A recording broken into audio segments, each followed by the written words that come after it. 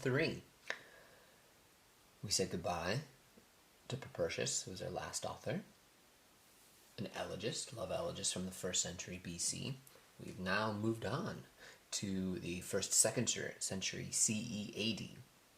Hopefully you should by now have read the videos that go along with this passage on Dionysian mysteries, the early Christian era, so that you have some context for what's going on.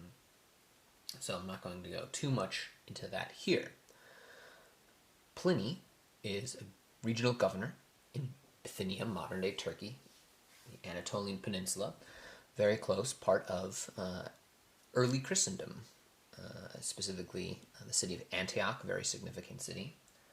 And he is encountering Christians by name, by the term, and this is about 110 CE, 110, 112 CE. He's encountering the Christians, and they are problematic for Roman administration for a few reasons.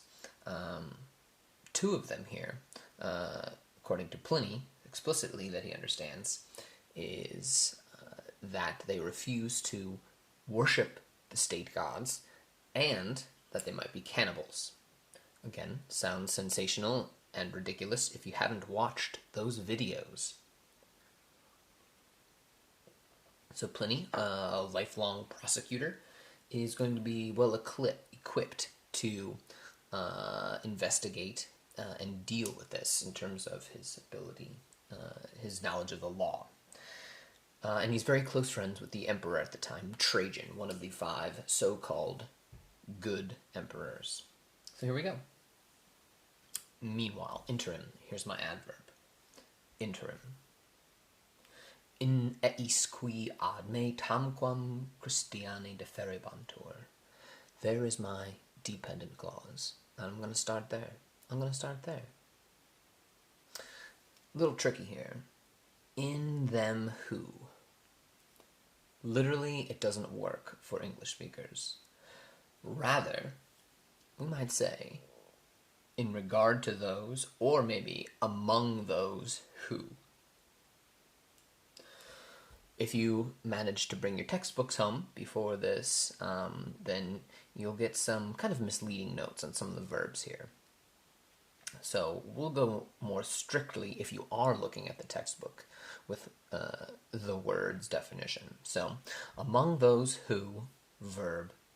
Now, don't get hung up on not recognizing this whole defera. This is just a prefix. It's just fero fera tuli latum, fero fera tuli latum. Meanwhile, among those who were brought to me as if Christians. Christians, Pliny, knew Greek, right? So while an English speaker hears the word Christian, and it conjures up a lot of different things, for Pliny, it is the anointed. It just means the anointed. And for Pliny, it might seem he's never using it seriously, or with a sense of decorum or respect. It's probably very sarcastic, like, the Christians, the anointed ones. So it's helpful if you hear the anointed to get to Pliny's perspective every time he uses this term. Meanwhile, among those who were brought to me, namely Pliny, as if Christians. The tamquam there is interesting, as if Christians. This is a predicate nominative, that's why it's nominative plural. Were brought to me as if Christians. Interesting. As if such a thing exists. He's going to be very uncertain throughout what it means to be Christian, what this term means, and even if the people who claim this religious identity, he's not even sure what it entails. Okay, so it's a name, it's a term, it's a name, it's a term. It's not criminal. It's not criminal to be part of this religious identity in and of itself. That comes much later. So he's trying to figure out why this is such a problem and what specifically he's prosecuting people for. because it can't be for simply being a Christian. Independent clause, sum secutus. It's deponent from sequor, sequi, secutus sum. It is deponent. Deponent. Deponent verbs look passive. They look passive, they appear passive, but translate actively. They appear passive, but they are not. That's why it's taking this hunc modum as its direct object. I pursued this method. He's detailing his process to Trajan. Meanwhile, among those who were brought to me just as Christians, I pursued this method. A lot of first-person verbs here, first person and third person. Interrogavi, here's my independent verb. Ipsos, I'm going to just translate that as a personal pronoun rather than an intensive, as it is. I asked them, it's just a two-word clause because I have another clause here with this verb. So I'm just doing these two words, just these two words. Probably over break you've become rusty at this. Clause by clause. Break it up into clauses. My independent clause is two words. I asked them, e isti it, e isti it. I asked them, conjunction, next verb. I asked them whether they were Christians. Here we have a subjunctive. It's 2pp plus a personal ending from sum esse. Oh my gosh, I'm sure you already know what subjunctive. That's right, it's an indirect question with my question word. I asked them whether they were Christian. Now, you might be looking at this like, oh, I get my nominative subject right at the beginning. Get my nominative subject right at the beginning.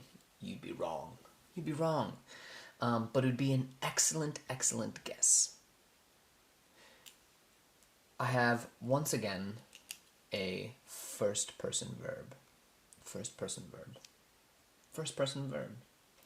Same. I asked. Now with this confitentes, it's just a participle, present active participle. It's active from a deponent verb, confiteor. So, even though it looks active, of course, deponent participles are always appearing active, rather than their conjugated verb forms. I asked, and you have to infer an eos. I asked them, namely those people who were brought to Pliny as Christians. Those people. And we'll figure out he'll detail how they got brought before him in the first place. Like how does he arrest them? How do they get brought before him in the first place? You might have asked yourself that question. That will be answered down here. So, I asked them admitting. And it's telling you to make the reasonable inference, admitting that they were Christians. I asked them admitting again and a third time. Tertio. Again and a third time. Here's a deponent participle from minor.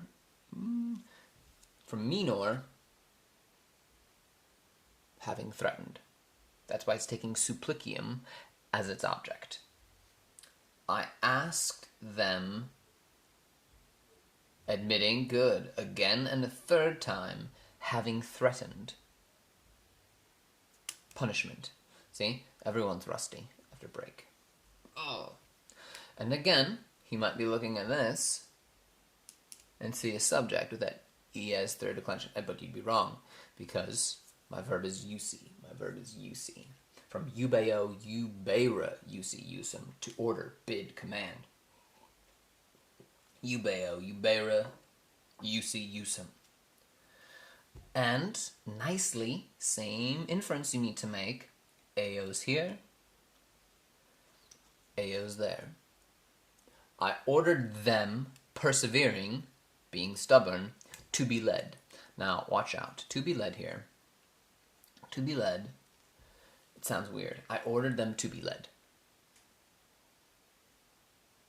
It's hard to, led? What? That's a hard one.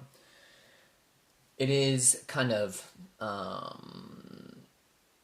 it's a passive infinitive, that third declension being used in a kind of official manner. And so it's highly idiomatic. And it's what we say, so human beings can come to their end in a variety of manners, right? Lots of ways human death expresses itself, and we have lots and lots of ways of expressing those many expressions. I could say there are all sorts of euphemistic ones, right? This is also part euphemism, right? To be led, right? For a Roman here mind, to kick the can, to kick the bucket, to get the deep six. There are all kinds of death expressions. This one is more associated with, if I were to use the expression, to put to death. If we were to take literally, it makes very little sense. To put to death. To put to death. To arrange somebody, to place them somewhere until they are dead? No. To put to death is a specific expression for when the state carries out a death. And that's what's going on here. I ordered them to be put to death. I ordered them, persevering, to be put to death. Now, important here, he's going to stress this later on as well, that it's their stubbornness that's getting them killed. Indeed, I did not doubt.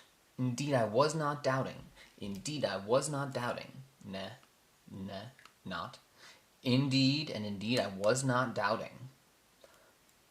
Clause by clause. You might be like, oh, qualacumque esset quod faterentur per tenaciam certa et... Oh, so many words. Just clause by clause. It's a two-word clause. Indeed, I was not doubting whatever it was which they were admitting. Another indirect question, good. Here, all dependent clauses in indirect statement. Wait a second. Dubito, dubitara. There's a brain verb. That's what's helping bring on my indirect question. But if you remember from our presentations, all dependent clauses take the subjunctive. That's why faterentur. Deponent again, lots of deponent verbs. Faterentur takes the subjunctive. And you can hear the dismissiveness of it. He doesn't even know. Whatever it was which they were admitting, whatever it was. He doesn't know. He just observes this stubbornness. And we're going to get that here. Indeed, I was not doubting. Whatever it was which they were admitting. Now, we get a little bit of trickiness here. This brain verb here is bringing on an accusative infinitive construction down there, an indirect statement, indirect statement, indirect statement, indirect statement. So, I'm going to begin this clause here. It's going to be a clause in English, again, not in Latin. That certainly stubbornness and stubbornness, bunch of words for stubbornness. Certainly, pertinacity and inflexible obstinacy ought to be punished. Ought to be punished. That is a great place to stop.